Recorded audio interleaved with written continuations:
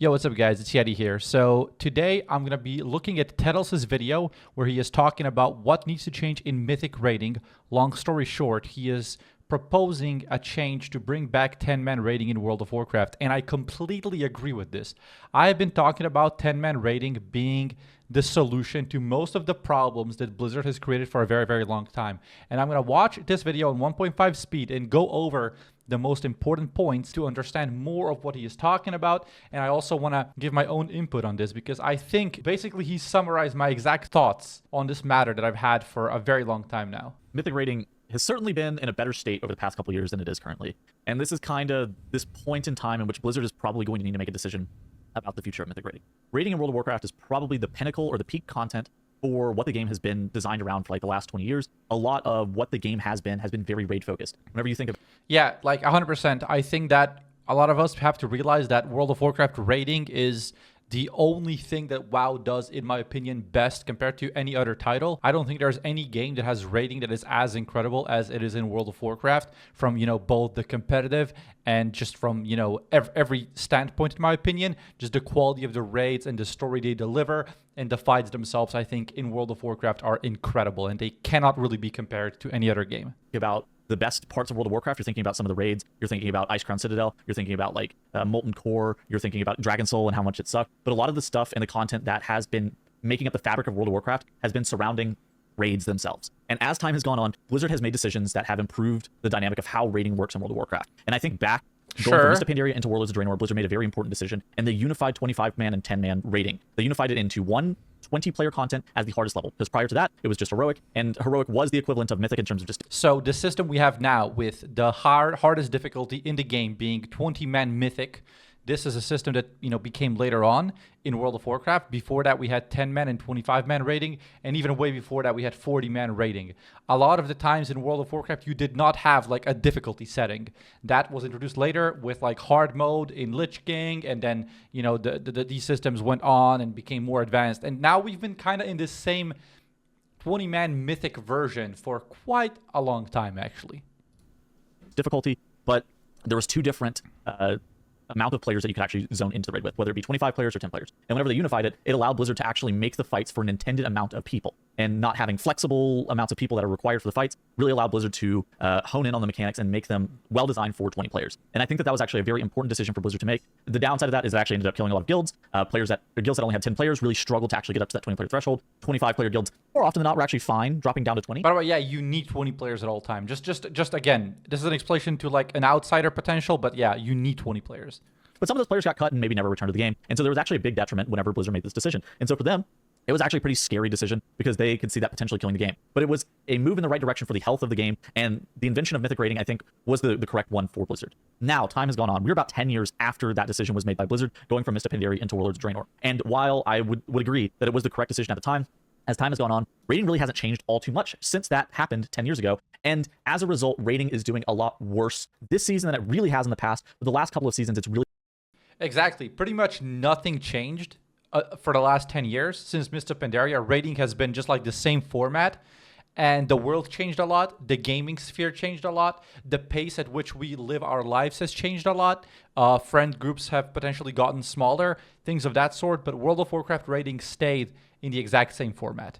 Really been on the downswing. And so we can take a look at some of the numbers from Raider.io. Currently, 954 guilds have killed Mythic Queen Ansarek. If you end up adding all of the guilds that are currently progressing it, you're going to end up having about 1,700-ish guilds that killed it, about 1,650 or so.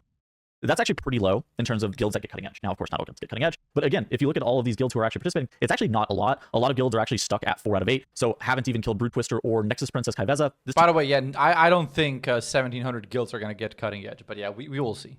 2,000 number, and you're going to see this in the future. It actually isn't a lot. We don't really have that many participants in the raid this tier compared to where we have in the last couple tiers. And we're going to kind of loop this into the title of the video, but just give me a second to kind of cook on it. So then we start looking back at some of the previous tiers. Amir Jasil, again, not a ton of participation. We had about the same number of guilds kill Fyrak that you're actually going to have killing Queen Ansarek, which is a little bit weird for the beginning of an expansion. You would tend to believe that the beginning of the expansion is going to have the most hype and the most people returning to the game, and more guilds are going to be forming at the very, very beginning of the expansion. But the fact that we're pacing to have about the same number of guilds killing Ansarek as Fyrak is actually very concerning.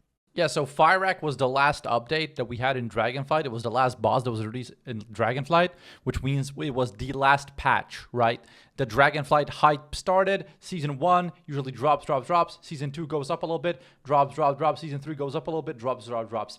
Very often, it depends on how banger of a patch it is. Sometimes numbers will go up more and down, but generally speaking, the first patch of the expansion is always the greatest, in terms of the amount of players that return to the game, and usually it's also the greatest and the highest number of guilds that are, killing mythic bosses for the most part. Then you start looking back at older tiers. We have the first tier of Dragonflight Vault of Incarnates, about 2,000 guilds killed Raziath. Raziath, not an easy fight, a very difficult encounter. But, I mean, look at this. There's more guilds who are actually participating in the Vault of the Incarnates raid. And so we've kind of seen that drop off over the last year. In addition to that, again, first tier of an expansion, but we've seen a lot of drop off in terms of the amount of participants that are actually dealing with the raid. And then this is way more true the further back you go. You go back to Sanctum of Domination.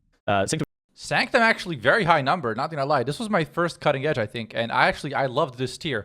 But this was already a tier where guilds were falling like dominoes, by the way. Domination had 2,000 guilds kill Sylvanas, while a ton more guilds were actively participating in the raid. I mean, look at the amount of 1 out of 10, 3 out of 10, 5 out of 10 guilds. That's, I mean, these are insane numbers. You go back to Castle Nathria. Castle Nathria is one of the most popular raids of all time. They had what a great raid. 2,700 guilds. Holy crap. And thousands more participated in the raid itself, just on Mythic. And so, you had well over, it looks about like 10,000-ish guilds participating in the raid, and which is a crazy number. And then you go back even further, and you are getting even more and more guilds. As you can see here, 2,100 guilds killed Gahoon, but a lot more guilds were actually at this 1 out of 8, 2 out of 8, 3 out of 8 level, where they were, participating in Mythic, but they weren't going to be killing. There's 5,000 guilds here, actually, on 2 out of 8. Like, you're going to see these numbers. Like, he's going to explain why these numbers are this way, but, like, that's literally the point of this video, and I want to talk about this more later on down the line. That many bosses. You look at the Nighthold. The Nighthold is actually the most popular raid that I could find on Raider.io. 2,700 guilds ended up killing Gul'dan, while thousands more were actually participating in the raid itself. And so, just over time, as you can see here, Nerebar Palace is a very unpopular raid for guilds that have just gone into the raid. Just not that many guilds have wanted to participate in the raid. And I think it's about time for a change for the landscape of how raiding looks, just in general. And I think, for me, and this is the thing that I would propose, is it's probably about time to bring back 10-man. And I understand that there's going to be big problems with bringing back 10-man, like I talked about earlier. I think it's going to kill a lot of guilds. Going from 20 players to 10 players is a big jump, and so some of those players are going to get cut, and they're likely going to be quitting the game, which I think is actually a really bad thing. But I just don't see a path forward for raiding in World of Warcraft that doesn't involve changing Mythic down from 20 players to 10 players, because the population and the amount of people that are participating in Mythic is shrinking every single tier, and it's going to kind of come to a head over the next couple of years.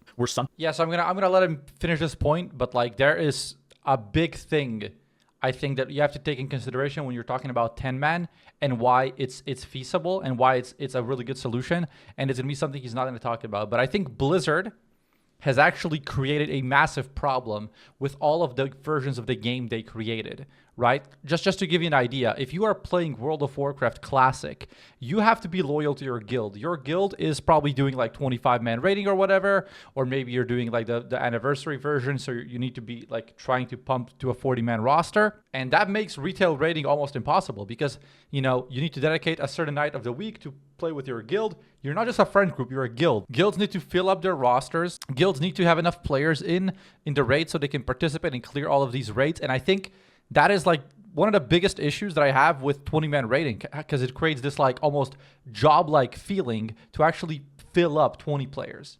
Something massive is going to need to change. The reason that I think that 10-man is probably the correct size, first and foremost, it's just going to be a lot easier to get groups. I think that every guild has kind of seen these AOTC guilds that have 16, 17, 18 players, and they always talk about getting into Mythic. When are they going to get into Mythic? They're going to be getting into Mythic soon. Surely we're going to be getting into Mythic next week once we just recruit other people. And those guilds, more likely than not, are never going into Mythic. They're never going to be able to get up to 20 players. But here's the thing. Never. There's going to be guilds that always struggle to get full rosters of recruitment, but it's a lot easier to get 10 players than it is to get 20 players, and there's a lot more of an intimate feeling with 10-man than it would be with 20-man. With 20 players, it's a lot of, these are my guildies.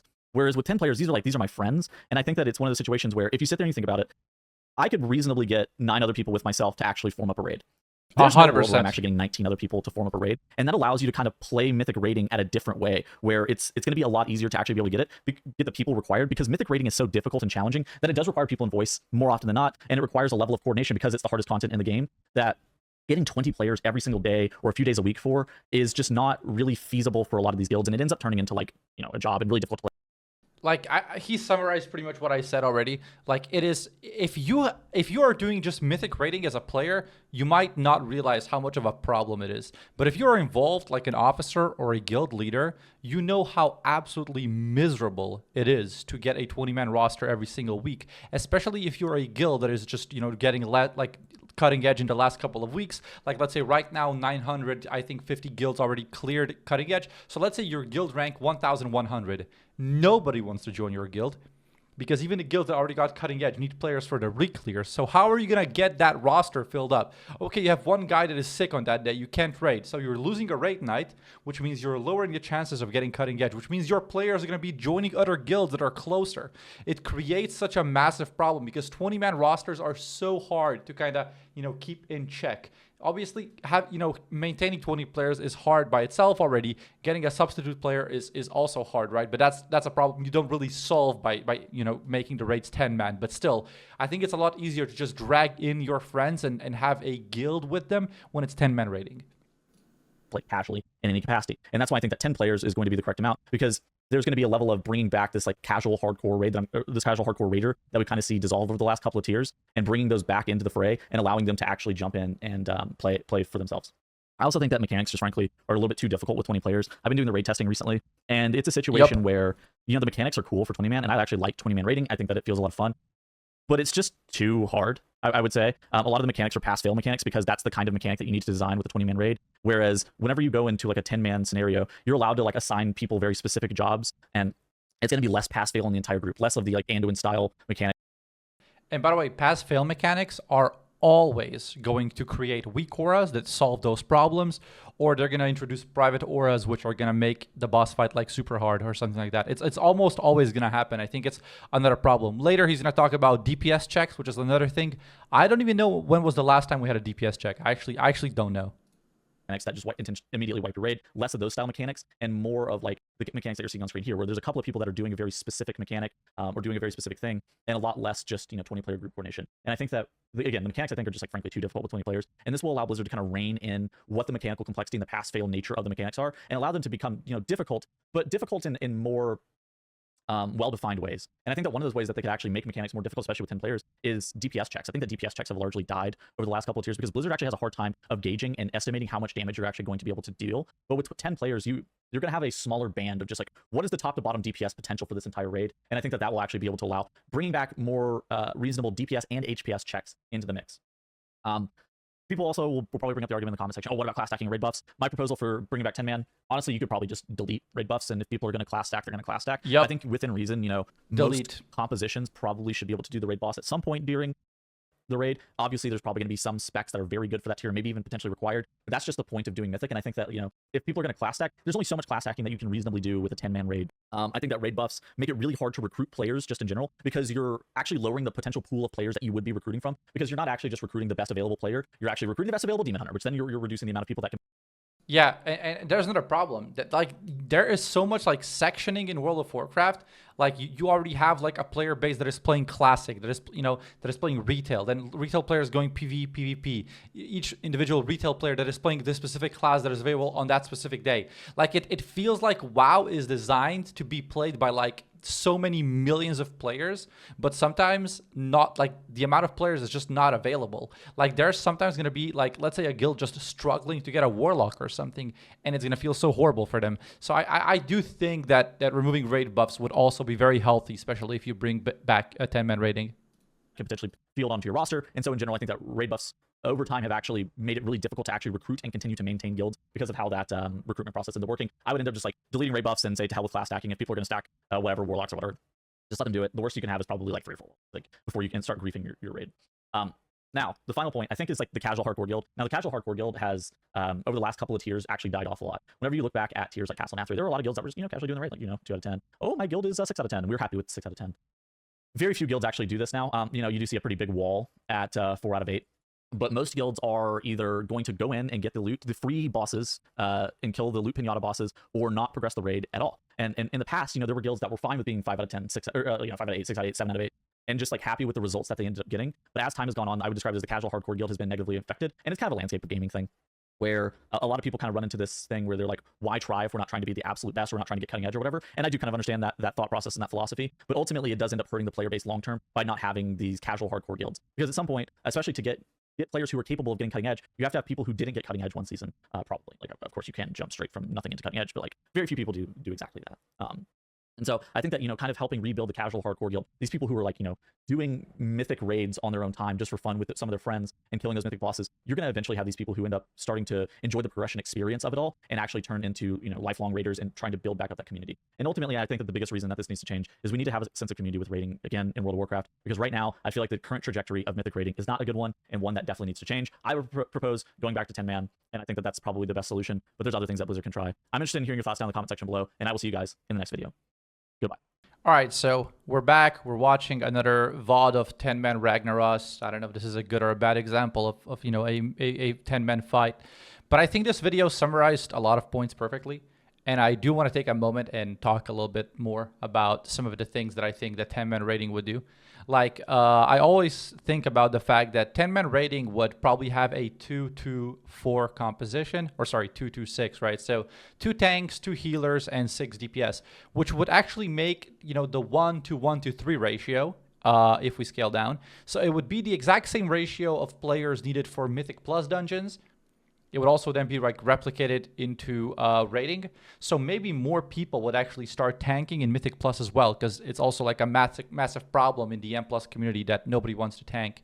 And I do think that, bringing back this 10-man raid would actually benefit the game a lot, and it would make more people, willing to participate in raiding, because let's be honest, a lot of resources in World of Warcraft are being used on raiding. Whenever a new patch comes out, we're always, flexing the fact that there's a new patch out with a new really, really awesome raid, which brings me to the next point. So here we are looking at Season of Discovery population of the realms in the last, year or, a little bit more that SOD has been out for now. Season of Discovery has been, in my opinion, one of the best things that Blizzard has done. I absolutely loved Season of Discovery, especially Phase 1 and Phase 2, which were, an introduction to 10-man raiding. We had BRD, and then we had Nomoran, which were 2 10-man dungeons in World of Warcraft Season of Discovery, or 10-man raids rather.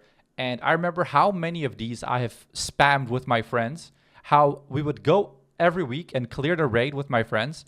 And it was, a fun experience. My guild was actually funny enough. My guild was running 2 groups, actually. We had so many players that we were running 2 10-man groups. And I still preferred that over the 20-man raiding that we had in Phase 3 when we moved on to the Sunken Temple. And I think the numbers also reflected on that. So basically, we had Phase 1, Phase 2, Phase 3. And then the game kind of recovered with Phase 4, because let's be honest, they added Molten Core, which is, awesome. They added level 60 content, and they also, merged the servers. They made mega servers, so it was a lot easier to find people, etc. But obviously, these numbers here are nowhere close to Phase 1 and Phase 2.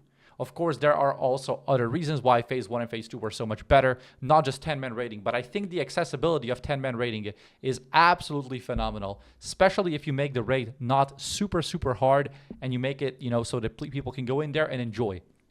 Yeah, I know in retail we have difficulties. Why aren't we just, using difficulties as a way to, make everybody enjoy the game? That's sadly not how games work.